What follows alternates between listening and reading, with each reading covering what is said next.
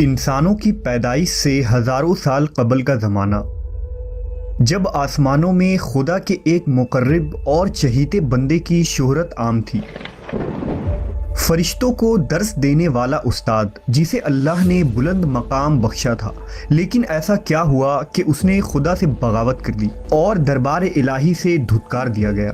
حضرت آدم علیہ السلام کی پیدائش سے قبل آسمانوں پر دو قسم کے مخلوق رہتی تھی، ایک نوری اور دوسری ناری۔ نوری مخلوق نور سے پیدا کیے گئے تھے جسے ملائکہ یا فرشتہ کہا جاتا ہے۔ یہ دن رات عبادت الہی میں مصروف رہا کرتے تھے اور ان کے یہاں نہ عورتیں ہوتی تھیں اور نہ ہی ان کی نسل چلتی تھی۔ دوسری مخلوق ناری یعنی جنات تھے جو آگ سے پیدا کیے گئے ہیں۔ ان کی عورتیں بھی ہوتی تھیں اور ان کی نسل بھی خوب پھیلتی تھی۔ خدا نے انہیں اپنی حمد و ستائش کرنے کے لیے بنایا تھا۔ یہ سب اللہ کے آسمانی لشکر تھے۔ وہ اس مقصد کے لیے بنائے گئے تاکہ اپنے خالق و مالک کو جانیں، اس سے شادمان ہوں، ہمیشہ تک اس کی خدمت اور عبادت کریں۔ ایک مسلمان کے ایمان بالغیب کا تقاضا ہے کہ وہ ان تمام مخلوقات کے بارے میں جو کچھ قرآن و حدیث سے ثابت ہے اس پر بلا کسی کمی و بیشی اور شک کے ایمان لائے۔ انہی مخلوق میں ایک معزز ہستی عزازیل تھا۔ عزازیل کا مطلب ہے خدا کا عزیز۔ اسے اللہ نے دہکتے ہوئے آگ کے شعلوں سے پیدا کیا تھا۔ حضرت آدم علیہ السلام کی پیدائش سے 144,000 سال پہلے سموم جنات کی پیدائش ہوئی۔ یہ جنات کا بابائے آدم تھا۔ سموم جن کو زمین پر بھیج دیا گیا، جہاں 300 سال گزرنے کے بعد زمین پر اسے اپنی نسل کی جن مخالف ملی، جس سے اس نے شادی کر لی اور وقت گزرنے کے ساتھ کثیر تعداد میں اس کی اولادیں ہوئیں۔ ابتدا میں تو یہ قوم جنات اللہ کے فرما بردار اور اطاعت گزار تھے، لیکن بہت جلد یہ سرکش اور نافرمان ہو گئے۔ جب ان کی بدعمالیوں کی حد پار ہو گئی تو کثیر تعداد میں جنات نے موت کا ذائقہ چکھا اور وہ مر گئے۔ اس دوران جو نیک جنات تھے وہ باقی بچ گئے اور ان کی نسل آگے بڑھی۔ انہی جناتوں میں ایک مشہور جنات جن چلیپا تھا۔ چلیپا کا چہرہ ببر شیر جیسا تھا۔ چلیپا نہایت ہی قد آور اور بہادر جن تھا۔ اس کی بیوی کا نام تبلیس تھا، جس کا چہرہ بھیڑیے کی مادہ کی طرح تھا۔ وہ اپنے شوہر کی طرح دلیر اور طاقتور جن تھی۔ اس کی تمام قوم پر اس نے اپنی دھاک بیٹھا رکھی تھی اور قوم کا بچہ بچہ چلیپا کا احترام کیا کرتا تھا۔ ان کے یہاں ایک بچے کی پیدائش ہوئی جس کا نام عزازیل تھا۔ عزازیل میں اپنے ماں اور باپ دونوں کی خصوصیات شامل تھی، یعنی وہ نہایت ہی سرکش، مکار، بہادر اور طاقتور تھا۔ روایتوں کے مطابق قوم جنات کو دنیا میں بسایا گیا اور یہ حضرت آدم کی پیدائش سے 50,000 سال قبل کا زمانہ تھا۔ بہت جلد یہ جنات سرکش ہو گئے اور خدا کے نافرمان بن گئے۔ جب جھگڑے اور فساد سے زمین لرزا اٹھی تو آسمان سے فرشتوں کو حکم دیا گیا کہ جاؤ اور ان سرکش جنات کو مار پھینکو۔ لہٰذا اس کائنات میں پہلی خون ریز جنگ ہوئی جس میں عزازیل کے ماں باپ یعنی چلیپا اور تبلیس نے بڑی بہادری سے جنگ کی، لیکن فرشتے ان پر غالب آ گئے۔ فرشتوں کا وار ان جناتوں پر اس طرح پڑتا کہ وہ اشک کھا کر گر پڑتے۔ اسی جنگ کے دوران عزازیل کے ماں باپ مارے گئے اور قوم جنات کے سرکش جنوں کو قیدی بنا لیا گیا۔ ان قیدیوں میں شہزادہ عزازیل بھی تھا۔ فرشتے جب اسے بارگاہ الہی میں لائے تو ان کو حکم ہوا کہ عزازیل کی بہترین تربیت کرو۔ چنانچہ فرشتوں نے عزازیل کی تربیت بہترین انداز سے کی۔ عبادت، ریاضت کے طریقے اور آداب سکھائے گئے۔ اس طرح وہ بہت جلد اللہ کا مقرب ترین بندہ بن گیا۔ ایک وقت ایسا آیا کہ عزازیل اللہ کا سب سے چہیتا، عبادت گزار، ریاضت کرنے والا اور زاہد بندہ تھا جس میں اس کا کوئی ثانی نہ تھا۔ حکمت و دانشوری میں بھی اسے کمال حاصل تھا۔ عزازیل اپنی عبادت و ریاضت کی وجہ سے اس درجے تک پہنچ چکا تھا کہ اسے فرشتوں کا معلم مقرر کر دیا گیا اور آسمان والے اسے عابد کہہ کر پکارنے لگے۔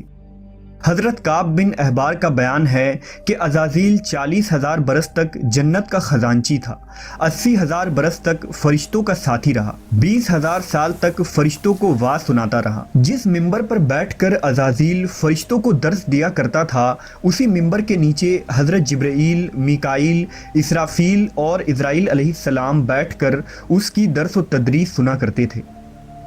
لیکن اللہ کو بخوبی آگاہی تھی کہ یہ اصل میں لعین ہے اور ایک معین مدت کے بعد ذلیل ہوگا، اور اپنے انجام سے غافل اس عزازیل کا خاتمہ کفر کے حالت میں ہوگا۔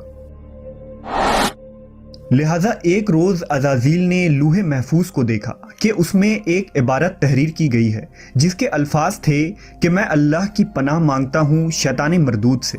اس عبارت کو پڑھتے ہی عزازیل غالباً 2000 سال تک روتا رہا اور بارگاہ الہی میں حاضر ہو کر دریافت کرنے لگا کہ اے رب العالمین، یہ شیطان رجیم کون ہوگا جس سے پناہ مانگی جائے گی؟ اللہ نے عرض کیا، ہمارا ایک ایسا بندہ جسے ہر نعمت سے سرفراز کیا جائے گا مگر ایک حکم نہ ماننے کی وجہ سے وہ مردود ہو جائے گا۔ عزازیل نے خواہش کی کہ میں اس ملعون کو دیکھنا چاہتا ہوں، جس پر اللہ کی جانب سے عرض کیا گیا کہ تو جلد اسے دیکھے گا۔ عزازیل ہر لمحے اس سوچ میں غمگین رہتا کہ آخر وہ ملعون کون ہوگا جو خدا کا حکم ماننے سے انکار کرنے کی جرت کرے گا۔ اس خوف سے وہ مزید عبادت اور توبہ میں مصروف رہنے لگا، یہاں تک کہ ہزاروں سال بیت گئے، جب ایک روز عزازیل کو معلوم ہوا کہ اللہ تعالیٰ ایک نئی مخلوق پیدا فرما رہے ہیں جس کے لیے دنیا کے ہر کونے سے مٹی لائی گئی ہے۔ اللہ تبارک و تعالیٰ نے حضرت آدم کے پتلے کو اپنے دست قدرت سے پیدا فرمایا اور یہ بغیر روح کے 40 سال تک اسی حالت میں پڑا رہا۔ فرشتے جب اس کے پاس سے گزرتے تو گھبرا جاتے، ان میں سب سے زیادہ گھبرانے والا ابلیس تھا۔ یہ اس کے پاس سے گزرتا تو اسے مارتا، جس کی وجہ سے اس جسم سے ایسی آواز نکلتی جیسے کھنکھناتی مٹی کی ٹھیکری سے نکلتی ہے۔ عالمین نے فرشتوں سے فرمایا کہ میں زمین پر اپنا ایک نائب بنانے لگا ہوں، وہ زمین پر میرے احکام کو نافذ کروائے گا۔ فرشتوں نے عرض کیا، اے پاک پروردگار، یہ زمین پر فساد برپا کریں گے اور یہ آپس میں خون ریزی کریں گے، جبکہ ہم تو دن رات آپ کی تسبیح کرتے رہتے ہیں اور آپ کی پاکی بیان کرتے ہیں۔ اللہ نے فرمایا، جو کچھ میں جانتا ہوں وہ تم نہیں جانتے۔ پھر اللہ نے حضرت آدم کو تمام چیزوں کے نام سکھا دیے اور انہیں فرشتوں کے سامنے پیش کرتے ہوئے فرمایا، اگر تم سچے ہو تو مجھے ان کے نام بتاؤ۔ انہوں نے کہا، تو پاک ہے، ہم تو اتنا ہی جانتے ہیں جتنا تو نے ہمیں بتایا ہے، بے شک تو بڑے علم و حکمت والا ہے۔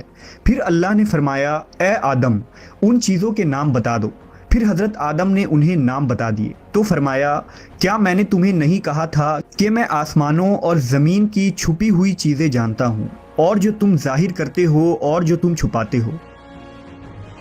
پھر فرشتوں کو حکم دیا گیا کہ آدم کو سجدہ کرو، لہٰذا انہوں نے سجدہ کیا، مگر عزازیل نے سجدہ سے انکار کیا۔ اللہ نے فرمایا، تجھے سجدہ کرنے سے کس چیز نے منع کیا جبکہ میں نے تجھے حکم دیا؟ وہ کہنے لگا، میں اس سے بہتر ہوں کہ تو نے مجھے آگ سے بنایا اور اسے مٹی سے بنایا ہے۔ میں ایسا نہیں کہ اس انسان کو سجدہ کروں جسے تو نے سڑے ہوئے کھنکھناتے گارے سے پیدا کیا ہے۔ اللہ نے فرمایا، اب تو یہاں سے نکل جا، کیونکہ تو مردود ہو چکا ہے اور قیامت تک تجھ پر میری پھٹکار ہے۔ عزازیل نے کہا، اے میرے رب، مجھے روز محشر تک کی مہلت دے دے۔ فرمایا، جا، میں نے تجھے متعین وقت کے دن تک مہلت دے دی۔ اس نے کہا، مجھے تیری عزت کی قسم، میں ان سب کو یقیناً بہکاؤں گا، ان پر حملہ کروں گا، ان کے آگے سے بھی اور پیچھے سے بھی، اور ان کے دائیں جانب سے بھی اور بائیں جانب سے بھی، اور آپ ان میں سے اکثر کو شکر گزار نہیں پائیں گے۔ اللہ نے فرمایا، یہاں سے ذلیل و خوار ہو کر نکل جا، ان میں سے جو شخص تیرا کہنا مانے گا میں ان سب سے جہنم کو بھر دوں گا۔ اور یوں بارگاہ خداوندی سے دھتکارے جانے کے بعد عزازیل ابلیس بن گیا۔ اپنی غرور و تکبر اور رعونت کی بنا پر اس کی ہزاروں سال کی عبادت و ریاضت ضائع ہو گئی اور اسے عرش سے فرش پر پٹک دیا گیا۔ اسلام کے علاوہ دوسرے مذہبی کتابوں اور عقیدوں میں بھی ابلیس یا عزازیل کا ذکر ملتا ہے۔ یونانی کتابوں میں اسے اپولین اور کتاب مقدس میں لوسیفر یا سیٹن کہا گیا ہے۔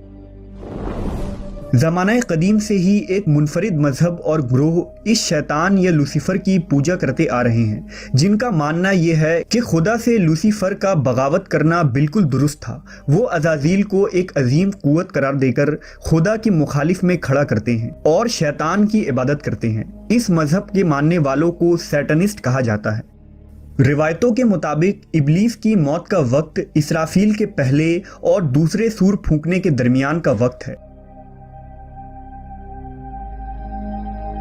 جب اسے دی گئی مہلت پوری ہو چکی ہوگی اور وہ ذلیل و خوار ہو جائے گا۔ قرآن مجید کے مطابق روز حشر خدا کے فیصلے کے بعد ابلیس اپنے پیروکاروں سے اعلان برات کرتے ہوئے کہے گا کہ تم اپنے گناہوں کے خود ذمہ دار ہو۔ نیز وہ کہے گا کہ خدا نے تمہیں سچا وعدہ دیا تھا اور میں نے جو وعدہ تمہیں دیا تھا میں اس کی مخالفت کرتا ہوں۔ مجھے تم پر کسی قسم کا کوئی تسلط حاصل نہیں تھا سوائے اس کے کہ میں نے تمہیں بلایا اور تم نے میری پکار پر لبیک کہا۔ بس مجھے ملامت نہ کرو، اپنے آپ کو ملامت کرو۔ اب میں تمہارا فریاد رس نہیں ہوں اور نہ تم میری فریاد رس ہو سکتے ہو۔ عزازیل کا حضرت آدم علیہ السلام کو سجدے سے انکار کا جذبہ حسد تھا، جس نے اسے مجبور کیا کہ میری جگہ آدم کو کیوں مل گئی۔ یہ اس کا جذبہ تکبر اور غرور تھا کہ میں سب سے اعلیٰ ہوں۔ یہ صرف اس ایک سجدے کے انکار کی بات نہیں تھی، بات اطاعت سے سرکشی کی تھی۔ ابلیس نے دل میں خود کو رب مان لیا تھا۔ اس شرک عظیم کے نتیجے میں ابلیس تا قیامت رسوا اور لعنتی ٹھہرا اور اولاد آدم کو بھٹکانے کے لیے آزاد قرار پایا۔